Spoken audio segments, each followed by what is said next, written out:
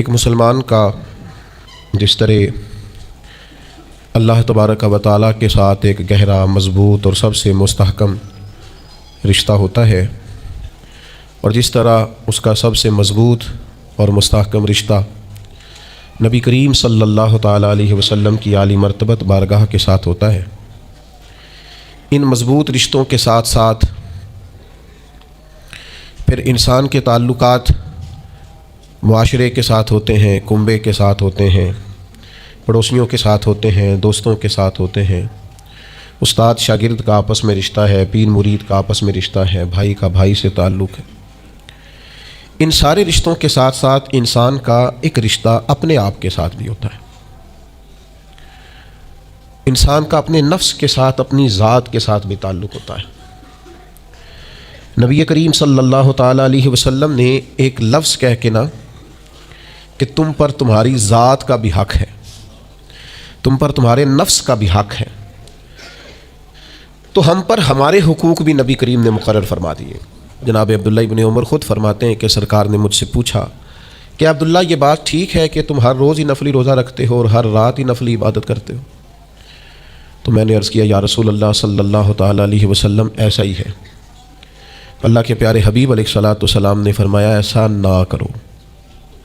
وہ نفلی روزہ رکھتے تھے، ہر روز ہر رات نفلی عبادت کرتے تھے، تو محبوب نے ان سے تصدیق کرانے کے بعد فرمایا ایسا نہ کرو، کبھی روزہ رکھا کرو، کبھی افطار کیا کرو، اور فرمایا کبھی نماز پڑھا کرو، کبھی سو جایا کرو۔ کیوں؟ اس لیے کہ حضور فرمانے لگے تمہارے جسم کا بھی تم پر حق ہے، تمہاری آنکھ کا بھی تم پر حق ہے کہ اسے نیند آتی ہے، تمہاری بیوی کا بھی تم پر حق ہے، اور فرمایا تم سے جو ملاقات کرنے کے لیے آتا ہے اس کا بھی تم پر حق ہے۔ تو یہ لفظ کہہ کے کہ تمہارے اپنے اوپر بھی حقوق ہیں، تمہاری ذات کے بھی تم پر حق ہیں۔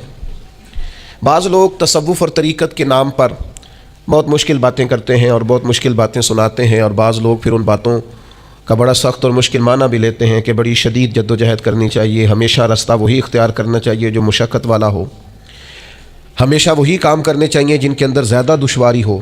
ٹھیک ہے، بعض اوقات مشقت والے کام، مجاہدے والے کام انسان کی نفس کی تربیت کے لیے بڑے اچھے ہوتے ہیں، لیکن ایسی مشقتیں، ایسے مجاہدے جو انسان کو اتنا کمزور کر دیں کہ وہ ضرورت کے جو حقوق ہیں وہ بھی پورے کرنے کے قابل نہ رہے، اس کی صحت پر ہی اثر انداز ہو جائیں، وہ آنے جانے والوں سے ملنے کے قابل ہی نہ رہے، وہ دیگر اس کے ذمے جو اس کے خاندان کے، قبیلے کے بال بچوں کے حقوق ہیں وہ ادا ہی نہ کر سکے، تو اسلام اس کی بھی اجازت نہیں دیتا۔ خود ساختہ تصوف اور خود ساختہ طریقت کا جو مفہوم لوگوں نے بنا لیا ہے وہ مفہوم بھی درست نہیں ہے۔ ہمارے بزرگ تھے شیخ المشائخ اور استاذ الاساتذہ حضرت شیخ محمد تحسین رضا خان صاحب بریلوی رحمۃ اللہ تعالیٰ علیہ، 50 سال کے لگ بھگ انہوں نے درس حدیث دیا ہے۔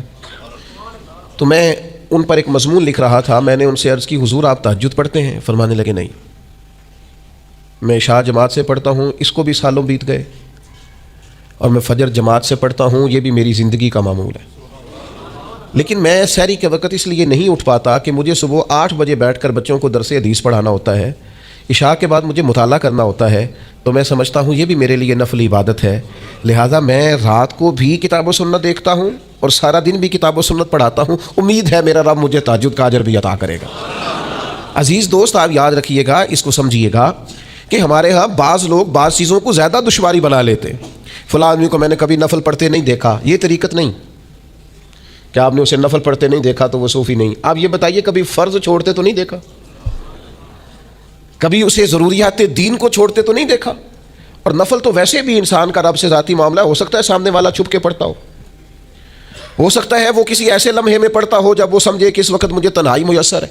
تو حضور نے فرمایا تمہارے نفس کا بھی تم پر حق ہے۔ جن چیزوں کو اللہ رسول نے جائز قرار دیا ہے وہ کوئی شخص بھی استعمال کرتا ہے تو اس کو کوئی شخص ناجائز کر سکتا نہیں، کسی کو بھی اس کا اختیار اور حق حاصل نہیں ہے۔ بلکہ صحیح بخاری کے اندر سیدہ عائشہ صدیقہ رضی اللہ تعالی عنہ کی ایک روایت موجود ہے، آپ فرماتے ہیں نبی پاک صلی اللہ تعالی علیہ وسلم نے کوئی کام کیا، بعد میں رخصت دے دی، اجازت دے دی، فرمایا چاہے کرو چاہے نہ کرو، نہ کرنے کی اجازت دے دی، پہلے سرکار نے کیا۔ تو بعض لوگ ایسے تھے جنہوں نے اس رخصت سے فائدہ نہیں اٹھایا، وہ کام کرتے رہے، حضور نے اجازت دی تھی لیکن انہوں نے اس اجازت سے فائدہ نہ اٹھایا۔ تو نبی کریم علیہ السلام کو جب اس بات کا علم ہوا تو محبوب نے اللہ کی حمد کی اور حضور فرمانے لگے یہ بعض لوگوں کو کیا ہو گیا ہے کہ وہ ان کاموں سے بچتے ہیں جو میں کرتا ہوں، یعنی جس رخصت اور گنجائش پر میں عمل کر رہا ہوں اللہ کا محبوب ہو کے، وہ اس چیز کو چھوڑ رہے ہیں، اس سے اعتراض برت رہے ہیں حالانکہ میں اجازت دے رہا ہوں۔ اور پھر اللہ کے حبیب علیہ السلام نے کیا خوبصورت انداز میں اس سارے مفہوم کو اتنا سمیٹا کہ اس کو ہمیشہ کے لیے بند کر دیا۔ اللہ کے محبوب فرمانے لگے مجھے اللہ کی قسم میں تم سب سے زیادہ رب کو جانتا ہوں اور میں تم سب سے زیادہ اللہ سے ڈرتا ہوں۔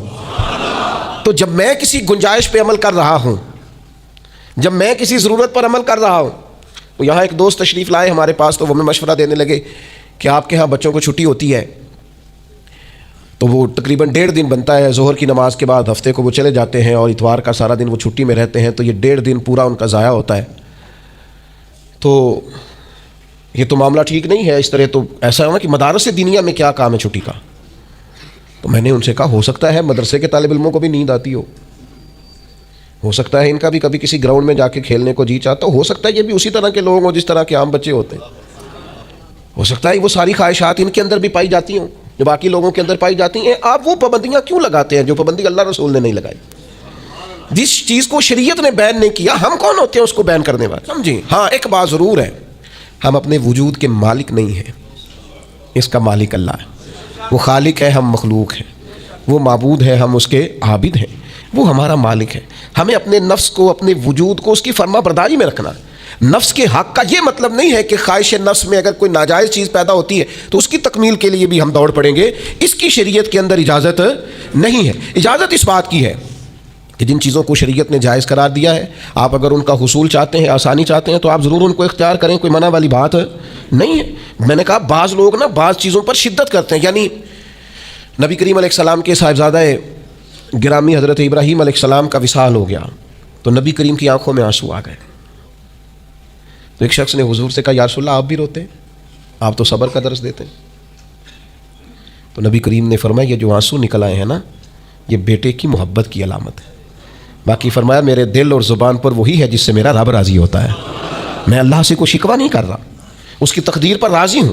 لیکن یہ کہ جو انسان پر اللہ تعالیٰ نے کچھ فطری محبت رکھی آپ اس کو بھی قبول نہیں کرتے بعض لوگ، تو کچھ لوگ بعض لوگوں پر زیادہ شدت کرتے ہیں، بعض لوگ بعض چیزوں کے معاملے میں زیادہ شدت کا۔ حضرت عمر کو نبی پاک نے کچھ نذرانہ دینا چاہا، ہدیہ دینا چاہا، ایک ہے آپ کسی سے مانگتے ہیں، ایک ہے کوئی آپ کو دیتا ہے، ان دونوں باتوں میں وہ جو تحفہ لینا دینا ہے اسے تو حضور نے فرمایا محبت بڑھتی ہے۔ تو حضرت یہ صحیح بخاری میں موجود ہے، نبی کریم نے کچھ دیا تو حضرت عمر عرض کرنے لگے نہیں یا رسول اللہ ضرورت نہیں، تو محبوب نے فرمایا جو بن مانگے ملے وہ تو اللہ کی طرف سے ہے۔ وہ ایک صاحب مجھے کہنے لگے فلاں صاحب کہتے ہیں ہم چندہ نہیں مانگتے، تو میں نے کہا وہ زیادہ نیک ہونا چاہتے ہیں، کوئی حرج والی بات نہیں، وہ چندہ نہیں مانگتے، وہ زیادہ پرہیزگار ہونا چاہتے ہیں، زیادہ آگے بڑھنا چاہتے ہیں، ورنہ نبی پاک نے تو اعلان کیا ہے کہ تبوک پہ جانا ہے، مجاہدوں کو چندے کی ضرورت ہے، اعلان کیا کہ نہیں کیا رسول پاک نے؟ تو آپ کس کو علماء کی توہین کا پہلو بنائیں گے؟ رسول اللہ صلی اللہ علیہ وسلم نے اعلان نہیں فرمایا؟ اگرچہ مالک کل ہیں لیکن حضور نے اعلان کیا، اور قرآن مجید میں تو کفار نے شکوہ کیا ہے کہ رب ہم سے مانگتا ہے معاذ اللہ۔ اس کا معنی یہ ہے کہ اللہ فقیر ہے ہم غنی ہیں، یا آپ 28ویں پارے میں دیکھ لیں کہ رب کہتا ہے قرض حسنہ دو، تو آپ کیا معاذ اللہ یہ آیتیں دیکھ کے اللہ پر تنقید کریں گے؟ معاذ اللہ ثم معاذ اللہ نقل کفر نباشت کہ اللہ لوگوں سے کہتا ہے میرے راستے میں خرچ کرو، اور ایک جگہ نہیں جگہ جگہ کہتا ہے۔ آپ کو زیادہ نیک ہونا چاہتے ہیں، یعنی جس بات کا اللہ اعلان کر رہا ہے وَمِمَّا رَزَقْنَاهُمْ يُنْفِقُونَ، جو میں نے تمہیں دیا ہے میری راہ میں خرچ کرو، جس کا حضور اعلان کر رہے ہیں۔ ایک شخص کھڑا ہو کے کہتا ہے جی ہو مولوی چندے مانگتے ہیں، او خدا کے بندے جو کام عین کتاب و سنت میں موجود ہے، تم کو ضرورت سے زیادہ نیک ہونا چاہتے ہو تو یہ تمہارا خود ساختہ دین ہے، یہ رسول اللہ کا دین نہیں ہے، یہ تمہارا، اور لوگ ہیں کہ کہہ رہے ہیں واہ واہ بڑی بات ہے۔ تو اس لیے ہمارے وجود کا بھی ہم پر حق ہے۔ چند ایک نفس کے حقوق آج بیان کرنے۔ سب سے پہلا ہمارے نفس کا ہم پر حق یہ ہے کہ ہم اپنے آپ کو پہچانیں، اپنی صلاحیتوں کو پہچانیں، اپنے اوپر غور کریں۔ قرآن مجید نے ارشاد فرمایا کہ بل الانسان علی نفسہ بصیرہ، فرمایا بلکہ انسان خود اپنے اوپر گواہ ہے، اسے اپنا پتہ ہے، بہانے بنائے تو بات الگ ہے، یہ خود پر گواہ ہے، اسے خبر ہے۔ انسان عالم اصغر ہے، ہم نہ اپنے آپ کو پہچانتے نہیں، ہمیں اپنی خوبیوں کا پتہ نہیں ہوتا۔ یہ جو ہم استاذ کے پاس جاتے ہیں نا، یہ جو ہم مرشد کے پاس جاتے ہیں نا، وہ ہمیں نکھار کے نا تو وہ ہماری خوبیاں ہماری آنکھوں کے سامنے کر دیتے ہیں کہ یہ تمہارے اندر صلاحیت ہے۔ وہ تراش کے نا پتھر کو تو اسے ہیرا بنا دیتے ہیں، وہ نکموں کو کام کا بنا دیتے ہیں. وہ کیا کرتے ہیں کہ وہ ہمیں ہمارے اپنے آپ سے آگاہ کر دیتے ہیں.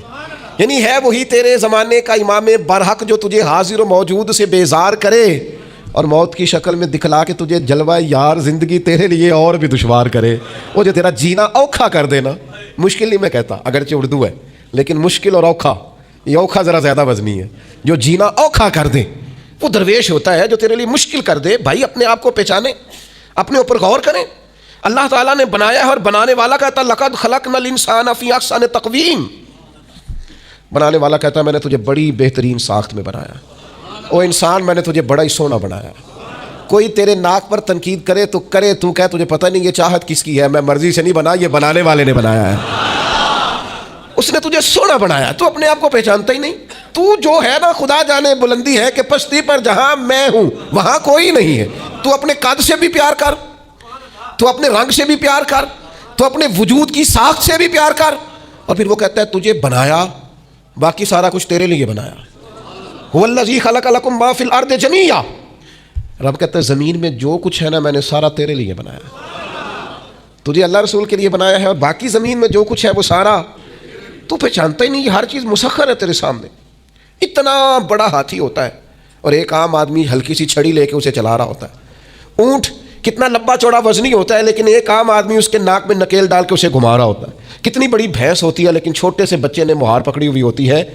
ایک عام آدمی پائلٹ بن کر جہاز پہ بیٹھتا ہے اور منوں ٹنوں کے حساب سے وزن ہے، افراد ہے، لیکن ہواؤں پر سواری کر کے اسے چیرتا ہوا وہ مہینوں کی منزلیں گھنٹوں میں طے کر کے کراس کرتا ہے. تسخیر کائنات کے لیے تجھے بنایا ہے، تو سو رہا ہے، تو جاگتا ہی نہیں، تو اپنے آپ کو پہچانتا ہی نہیں. اقبال سے کسی نے کہا میں رب تک جانا چاہتا ہوں تو اقبال کہنے لگے عجب نہیں کہ خدا تک تیری رسائی ہو، پر تیری نظر سے تو پوشیدہ ہے آدمی کا مقام. تو بندے کے مقام کوئی نہیں سمجھ سکا ابھی تک. من عرف نفسہ فقد عرف ربہ. درویش کہتے ہیں جو اپنے آپ کو پہچان گیا وہی تو اپنے رب کو پہچان گیا ہے. اپنی قدر کو پہچانے، اپنی اہمیت کو پہچانے. آپ کے اندر بڑی صلاحیتیں پنہا ہیں. چھوٹی چھوٹی باتوں میں پریشان ہو گئے، کام نہیں ملتا، کاروبار نہیں چلتا. ہو تیرے پاس بڑا کچھ ہے یار، کام نہیں بھی ملتا. تو اگر وقتی طور پر کوئی حالات خراب ہے تو اپنا قد کاٹ تو دیکھ، اپنا حسن تو دیکھ، اپنی سوچ تو دیکھ، تفکرات تو دیکھ. تجھے بنانے والے نے کوئی کمی چھوڑی نہیں. اس نے کمال کر دیا ہے، قدرت نے رنگ بھر دی ہے تیرے وجود میں. کبھی تو اپنے رب کے شاہکار ہونے کی نظر سے اپنے آپ کو دیکھے، تجھے اپنے آپ سے پیار ہو جائے، تجھے اپنے آپ سے محبت ہو جائے. وہ میں کبھی تنقید کیا کرتا تھا کہ یہ جوان شیشوں اور آئینوں کے سامنے بڑی دیر تک کھڑے رہتے ہیں. تو ایک دن ایک سادے سے بزرگ مجھے کہنے لگے یہ جو آئینے کے سامنے کھڑا ہے نا یہ بھی رب کی تخلیق کوئی دیکھ رہا ہے. یہ کہہ رہا ہے کریم نے کمال نہیں کر دیا مجھے بنانے والا، حد نہیں کر دی. کیا حسن کے جلوے، کیا خوبصورتی اور کیا نورانیت اس نے پیدا کی ہے انسانی. اور پھر یہ جو دیا بن مانگے دیا. ایک بات یہ کہ اپنے نفس کو پہچانے اور دوسری بات یہ ہے کہ عزت نفس کا بھی خیال کریں، اپنے آپ کو رسوا نہ کریں. اللہ نے عزت دی ہے تو اپنے آپ کو ذلت کی جگہ پر کھڑا نہ کریں، تہمت والی جگہ پہ اپنے آپ کو کھڑا نہ کریں. کبھی اپنے آپ کو اتنا کمزور نہ کریں. جھکنا ہے رب رسول کے سامنے. بلا وجہ دنیا داروں کے، سیٹھوں، نوابوں کے اور وزیروں مشیروں کے سامنے اپنے آپ کو رسوا نہ کریں. کسی کی گاڑی کے پیچھے بھاگ کے اللہ کی دی ہوئی شان کو کمزور نہ کریں. ذلت کی جگہ پہ اپنے آپ کو کھڑا نہ کریں. شریعت اسلامیہ نے مومن کا وقار کیا بیان کیا ہے. رب کریم نے فرشتوں سے جب مشورہ کیا تھا نا بندہ بنانے کے لیے، انسان کی تخلیق کے لیے، تو وَإِذْ قَالَ رَبُّكَ لِلْمَلَائِكَةِ إِنِّي جَاعِلٌ فِي الْأَرْضِ خَلِيفَةً. اللہ نے فرشتوں سے فرمایا میں زمین پہ اپنا نائب بنانا چاہتا ہوں. اوہو، کبھی آپ اس کو سمجھ جائے نا کہ یہ عزت کا تاج کیا ہے. رب کہتا ہے میں نے تجھے زمین پر اپنا خلیفہ بنایا ہے تو نائب ہے میرا. اور کتنا تو پروقار ہے اور تو کتنا طاقتور ہے انسان. تیرے اندر کتنی صلاحیتیں ہیں. سورہ احزاب میں اللہ کریم فرماتے ہیں رب نے اپنی امانت زمین و آسمان پر رکھنی چاہیے تو زمین و آسمان نے انکار کر دیا اللہ کی امانت کو اٹھانے سے. وَحَمَلَهَا الْإِنسان. اور انسان نے اس امانت کو اٹھا لیا. کہا مالک میں تیری امانت اٹھاؤں گا، میں تیرا نام لے کے گلیوں میں گھوموں گا، میں تیری توحید کے ڈنکے بجاؤں گا. حضرت انسان نے کہا میں تیرے نام کے نعرے لگاؤں گا، میں تیری عبادت کروں گا، میں تیرے لیے نکلوں گا، میں تیرے لیے خیرات کروں گا، میں تیرے رستے میں اپنی صلاحیت. وَحَمَلَهَا الْإِنسان. انسان نے امانت اٹھائی اور کہا مالک میں نکلوں گا تیرے نام کی سربلندی کے لیے، میں تیرے نام پر جہاد کروں گا. اگر جان دینی پڑی تو دعائیں مانگ مانگ کے کہوں گا مالک میں تیرے رستے میں شہید ہونا چاہتا ہوں۔ اللہ کی امانت کو حضرت انسان کیوں اپنے آپ کو رسوائی والی جگہ پہ کھڑا کرے، کیوں کمزور کرے؟ بہت پہلے کہا تھا، فقیر آدمی ہوں، جو باتیں کہتا ہوں کوشش کرتا ہوں سوچ سمجھ کے کہوں۔ بہت پہلے کہا تھا میں نے کہ جو اپنی برادری کو بڑا جانتا ہے اس کی زیادتی نہیں، زیادتی اس کی ہے جو اپنی برادری کو سب سے چھوٹا جانتا ہے۔ تو بڑا نالائق ہے، تو کہتا ہے میں چھوٹی برادری میں پیدا ہوا ہوں، تو مرضی سے پیدا ہوا ہے، یہاں تجھے تیرے رب نے پیدا کیا ہے۔ جو ماں تیرے، میں نے ایک دفعہ کہا کچھ دوستوں سے، کہنے لگے کدھر جا رہے ہیں؟ میں نے کہا اپنے والد صاحب کے مزار پہ۔ کہنے لگے پیر تھے؟ میں نے کہا نہیں۔ عالم تھے؟ میں نے کہا نہیں۔ کسی بہت بڑے ادارے میں کسی صدر نشین کی سیٹ پہ بیٹھتے تھے؟ میں نے کہا نہیں۔ وہ ٹریکٹر پر بیٹھ کر کھیتوں میں ہل چلاتے تھے، شام کو بھینسوں کا دودھ دھوتے تھے، وہ کسان تھے، وہ محنت کرتے تھے۔ پھر وہ تاجر تھے، چھوٹی سی تجارت کرتے تھے۔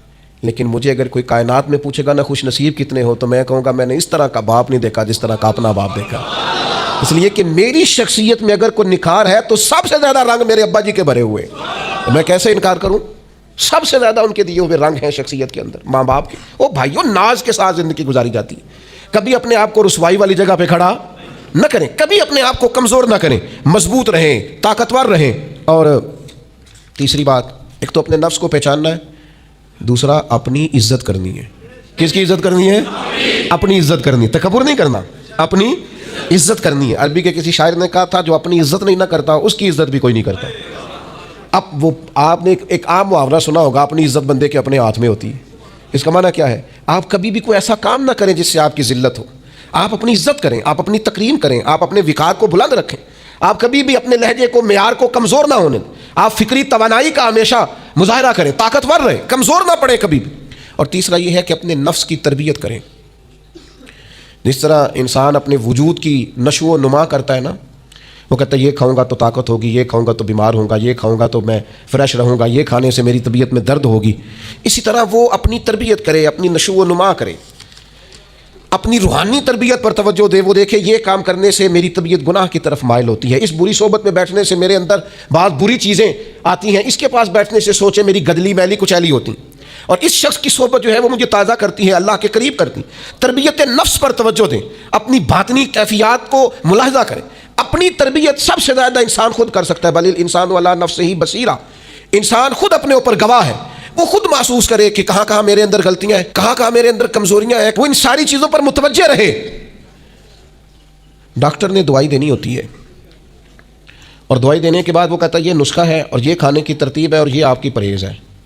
اب مریض کہے کہ جناب ڈاکٹر صاحب کوئی نظر کریں آپ تاکہ میں نہ نظر سے ٹھیک ہو جاؤں، تو ڈاکٹر کہے گا میری نظر یہی ہے جو میں نے نسخہ لکھا ہے نا، یہی نسخہ ہے، یہ دوائی کھائیں۔ یہ وہ لوگ آتے ہیں پیر صاحب کے پاس، کہتے ہیں کوئی نظر کریں میں نیک ہو جاؤں۔ بھی پیر صاحب نے نسخہ بتایا نا 5 نمازیں پڑھو، نماز کے بعد یہ والا ذکر کرو، پیر صاحب نے بتایا نا اس کام سے پرہیز کرو، تو آپ ان بات مانیں انشاءاللہ اللہ شفا عطا فرمائے گا۔ آپ اس نسخے پر، وہ پیر فیض الحسن شاہ صاحب رحمۃ اللہ علیہ عالم معاشری والے فرمایا کرتے تھے، مرید کہتے ہیں سانو نمازاں نہ پڑھاؤ، اللہ اللہ نہ کراؤ، ایویں ہی پہنچاؤ۔ تو کہتے ہیں یہ ایویں والا کام ہو سکتا، جو شریعت کے احکام ہے وہ تو سارے کرنے پڑتے ہیں۔ اور پھر لوگوں کو نا ایسے موقع پہ بابا بلے شاہ جی یاد آ جاتے ہیں، کہتے بلے شاہ نو مرشد ملے ہے تے انہیں ایویں ہی جا بخشایا ہے، وہ نہ 300 پہلی زمین ہوندی سی بابے بلے شاہ دی، انہیں ساری دیتی دی اللہ دی راہ وچ، ایویں جڑا جے نا وہ اے والا ایویں جے، نیرا شیر نہ پڑھو، پیچھے پلٹ کے دیکھو تو صحیح اس شخص نے کمال کیا کیا کیا ہے، مجھے اتنا نظر آ رہا ہے۔ وہ بلے شاہ نو مرشد ملیا جنہیں ایویں جا بخشایا، وہ ایویں ان کی عاجزی ہے، وہ ان کی عاجزی ہے، وہ انکساری ہے۔ وہ کہتے ہیں کہ مجھے بہت زیادہ مشقت نہیں کرنی پڑی، ایک ہی مرشد سے سارا کچھ مل گیا ہے۔ یہ اس بات کا ترجمہ ہے، یہ اس کی تشریح ہے۔ من مانی باتیں، من مانی آپ تربیت اپنی کریں، اپنے اوپر غور کریں۔ اور چوتھا، ہمارے نفس کا ہم پر حق یہ ہے کہ اپنے نفس کا احتساب کریں، اپنے نفس کو اللہ کی رضا کے مطابق ڈھالیں، اس کا محاسبہ کریں۔ جو لوگ حساب کتاب نہیں نہ رکھتے، ہمارا ادارہ ذرا بڑا ہوا ہے تو ہم نے اسپیشل اکاؤنٹ میں پکا بندہ رکھ لیا ہے۔ پہلے ایک دوست کام کرتے تھے رضاکارانہ طور پر، شام کو بیٹھتے حساب کتاب کر دیتے، کمیٹیوں میں ایک شخص کیشیئر ہوتا ہے۔ پھر اب ادارہ بڑا ہو گیا، نظم بڑا ہو گیا، کام بڑا ہو گیا، اب وہ ایک آدمی شام کو اگر بیٹھے گا تو کرے گا نہیں، تو مستقل ایک صاحب ہیں جو ڈیوٹی کرتے، نظام کو دیکھتے، کیونکہ اگر حساب کتاب نہ رہے تو چیزیں ٹھیک چل سکتی۔ سب سے زیادہ وہ تاجر ناکام ہوتا ہے جو کمائی کرے اور خرچ کا حساب ہی نہ رکھے۔ جس کو پتہ ہی نہ ہو آمدن خرچ میں بیلنس کیا ہے. اس لیے حضرت عمر رضی اللہ تعالیٰ عنہ ارشاد فرماتے ہیں اپنا حساب کرو اس سے پہلے کہ قیامت میں تمہارا حساب کیا جائے. اپنے نفس کا محاسبہ ضرور. ہم نہ ساری زندگی دوسروں کا حساب کرتے رہتے ہیں، فلاں کہاں سے کماتا ہے، کہاں کھاتا ہے، کہاں پہنچ گیا، کون سی سیاست کی، کس کے پاس اٹھتا بیٹھتا ہے، کہاں سے آتا جاتا ہے، چلاک بڑا ہے، فلاں سے مل گیا، اور ساری زندگی دوسروں کا خیال رکھتے گزر گئی. اس سے زیادہ بھی کبھی اپنا رکھا ہوتا نا تو بات کہاں سے کہاں پہنچ جاتی. محاسبہ نفس کرنا، اور کتنا کرنا ہے، اس نفس کو قابل بنانا ہے. حضرت سیدنا عبداللہ ابن سلام رضی اللہ تعالیٰ عنہ لکڑیوں کا گٹھا، پرانے زمانے کے اندر ایندھن لانا، لکڑیاں اکٹھی کر کے لانا، یہ بھی روزمرہ کی ڈیوٹیوں میں سے ایک ڈیوٹی ہوتی تھی. وہ ڈیوٹی آج کل ہم ماہانہ گیس کا بل دے کے پوری کرتے ہیں. یہاں اب بھی اس کی ایک صورت ہمارے پاس ہے کہ بہت سارے لوگوں نے سلنڈر اٹھائے ہوتے ہیں، گیس بھروانے جا رہے ہیں. تو اس سے کچھ عرصہ پہلے یا آج بھی دیہی ماحول کے اندر بعض لوگ شام کو لکڑیاں اکٹھی کر کے لاتے تھے کہ وہ آئیں گی تو کھانا پکے گا ایندھن کے لیے. حضرت عبداللہ ابن سلام رضی اللہ تعالیٰ عنہ لکڑیاں اپنی پشت پہ رکھے ہوئے ہیں، گھر کی طرف آ رہے ہیں. تو ایک شخص نے آپ سے کہا کہ جناب حد ہو گئی، گھر میں بیٹے بھی موجود ہیں، غلام بھی موجود ہیں، اور آپ یہ کام خود کر رہے ہیں. تو حضرت عبداللہ ابن سلام فرمانے لگے بیٹے بھی موجود ہیں اور غلام بھی موجود ہیں، اور ایک بات اور بھی شامل کر رہا ہوں، اللہ کے فضل سے میرے بچے اور میرے خادم میرے فرما بردار بھی ہیں، بات بھی مانتے ہیں. لیکن فرمانے لگے میرا نفس نہ تھوڑا بڑا ہو گیا تھا.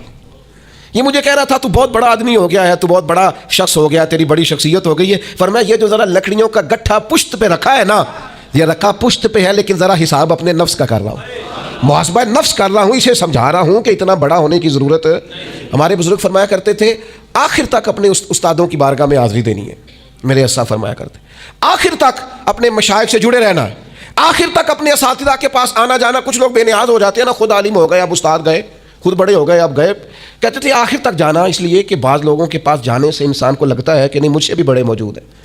ان کے پاس بیٹھنے سے احساس ہوتا ہے کہ میں اتنا بڑا نہیں ہوں. اور بڑا بھی ہمیشہ وہی ہوتا ہے جس کا کوئی بڑا ہوتا ہے، جس کا کوئی بڑا نہیں وہ کیسے بڑا ہوگا. تو اللہ تعالیٰ نے بھی ہمیں قرآن مجید کے اندر یہ حکم دیا، یا ایھا الذین آمنوا اتقوا اللہ ولتنظر نفس ما قدمت لغد. اے ایمان والو اللہ سے ڈرو اور ہر جان حساب کرے، محاسبہ کرے، دیکھے کہ اس نے کل کے لیے آگے کیا بھیجا. کل کے لیے اپنا حساب کرنا ہے، محاسبہ نفس کرنا ہے. یہ نفس کا حق ہے. جس طرح کپڑے میلے ہو جاتے ہیں تو آپ پریشان ہوتی ہیں کہ یار یہ میلے ہو گئے، بدلنے چاہیے. جوتے ٹوٹ جاتے ہیں تو آپ خیال کرتے ہیں یار مجھے آنا جانا ہوتا ہے، یہ مجھے ٹھیک کرنے چاہیے. تو نفس پر میل کچیل چڑھ جاتی ہے، لوگ حساب ہی نہیں کرتے. باطن سارا گدلا ہو جاتا ہے، لوگ حساب ہی نہیں کرتے. اندر سارا کمزور ہو جاتا ہے، حساب ہی نہیں کرتے. اس نفس کا حساب کرنا ہے، محاسبہ کرنا ہے. اس کا بھی حق ہے، جس طرح آپ کے جسم کا حق ہے کہ لباس ٹھیک ہو، جوتے ٹھیک ہوں، آپ نے غسل کیا ہوا ہو، اس طرح آپ کے نفس کا بھی حق ہے. اس کا حق کیا ہے کہ اسے اتنا ٹھیک کر دے، اتنا محاسبہ کریں، اتنی اس کی عادات بہتر کریں کہ وہ رب کی رضا کے مطابق ڈھل جائے، اللہ رسول کی رضا کے مطابق دھل جائے، نکھر جائے، صاف ہو جائے. اس طرح کا ہو جائے کہ جب دنیا سے جانے لگے تو آواز آئے یا ایتھا النفس المطمئنہ، اے نفس مطمئنہ ارجعی الی ربک راضیۃ مرضیہ، لوٹ اپنے رب کی طرف، تو اپنے رب سے راضی ہے اور تیرا رب تجھ سے راضی ہے. اس نفس کو اللہ کی رضا کے مطابق ڈھال دیں. حضرت ابراہیم ابن ادم رحمۃ اللہ علیہ ایک دن مریدوں کے بیچ بیٹھے ہوئے تھے، فرمانے لگے دنیا میں جو کچھ ہوتا ہے میری مرضی سے ہوتا ہے. تو سارے مرید آپ کی طرح کے عقیدت مند تو نہیں نہ ہوتے چپ کر کے سن لیں، کچھ سوچتے بھی ہیں، ان کا دماغ فوری طور پر تنقید کی طرف بھی مائل ہوتا ہے. جب آپ نے فرمایا کہ دنیا میں جو کچھ ہو رہا ہے میری مرضی سے ہو رہا ہے، تو کچھ لوگ جو تھے ان کی آنکھیں بتاتی تھیں کہ سوال فوری طور پر آ گیا ہے، ذہنوں کو پریشان کر رہا ہے. تو ایک صاحب نے کہہ لیا حضور یہ بڑا دعویٰ ہی نہیں، دنیا میں جو ہو رہا ہے میری مرضی سے ہو رہا ہے. فرمانے لگے اصل بات نہیں نا، تم نے آگے پوچھا ہی نہیں، میں بتانے لگا تھا. تم پر کچھ لوگ پریشان جلدی ہو جاتے، اگلا صفحہ پڑھتے نہیں، پچھلے پہ ہی پریشان ہو جاتے. کہا دنیا میں جو کچھ ہو رہا ہے میری مرضی سے ہو رہا ہے، اور میری مرضی وہی ہے جو میرے رب کریم کی مرضی ہے. میں نے اپنی مرضی اللہ کی مرضی میں فنا کر دی ہے، لہذا جو کچھ بھی ہو رہا ہے چونکہ میری مرضی وہی ہے جو میرے. یا ایھا النفس المطمئنہ ارجعی الی ربک راضیۃ مرضیہ، اے نفس مطمئنہ لوٹ اپنے رب کی طرف، وہ تجھ سے راضی ہے، اور تو فادخلی فی عبادی، آجا میرے خاص بندوں میں داخل ہو جا. وادخلی جنتی، آنا میں نے تیرے لیے جنت تیار کی ہے، میری جنت میں داخل ہو جا. لیکن کیا کرنا ہے؟ نفس مطمئنہ. کون سا؟ ایسا نفس تیار کرنا ہے جو اللہ سے راضی ہو اور اللہ اس سے راضی ہو. اس کا محاسبہ کر کے اس طرح کا بنا لیں کہ یہ اس طرح کا ہو جائے کہ جس طرح اللہ اس سے راضی ہے اور یہ اللہ